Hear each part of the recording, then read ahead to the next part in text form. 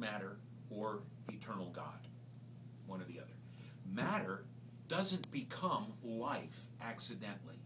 Now, again, the evolutionist who is trying to disprove the existence of God says, well, there was this primordial soup, this swamp that had the proper gases and the proper amino acids, and it was struck with lightning, and as a result of that, life began.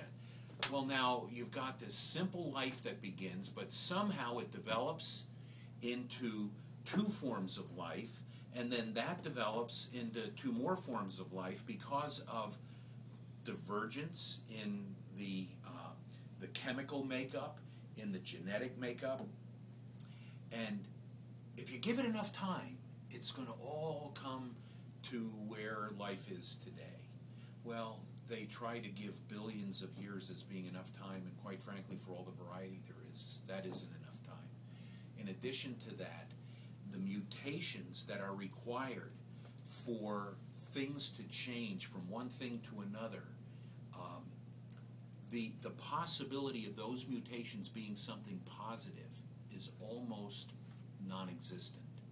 Mutations usually weaken a species or cause it to die, not cause it to develop to a higher level. So now, when you look at life itself, what explains life? God breathed into man the breath of life, and man became a living soul. Do you guys see the flow of this? You basically have arguments from what we are able to observe, and true Christians love true science.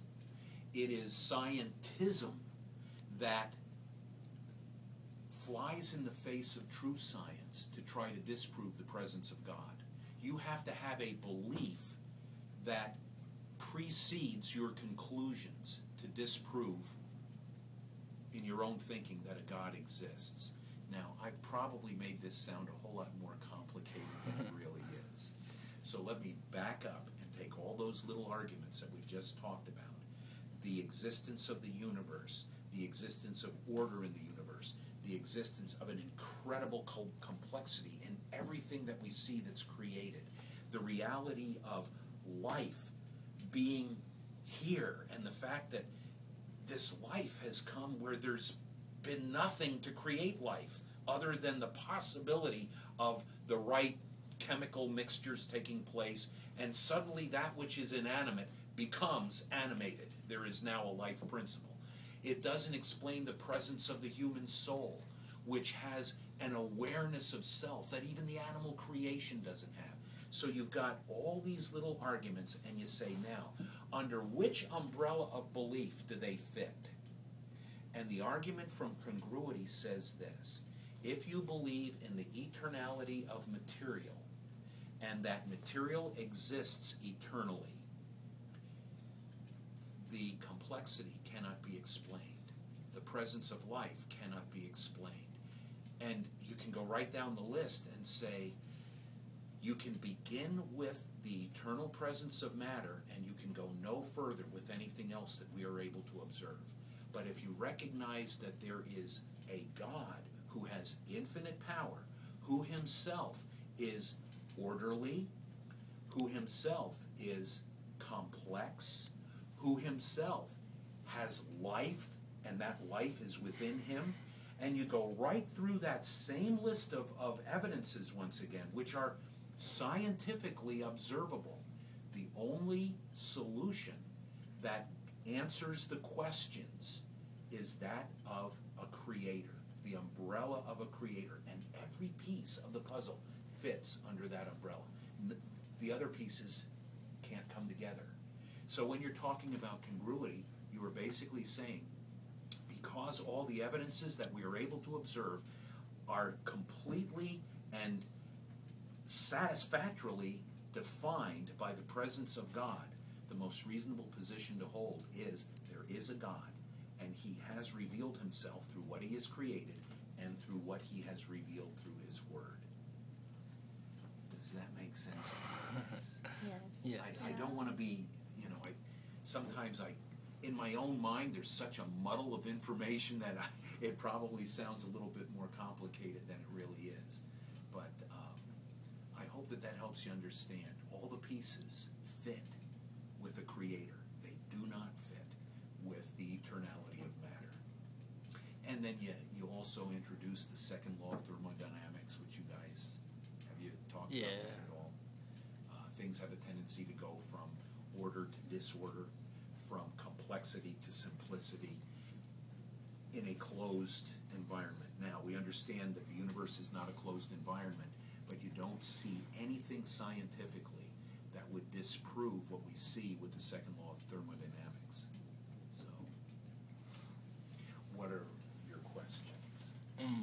From the argument, we pretty much broke it up into three parts: the religious nature being creation, the moral aspect of knowing right and wrong and how we got that from God, and the mental aspect, asking where do we come from, why are we here. Okay. And you pretty much explained it to us. Okay. Well, it's interesting, especially in that last one.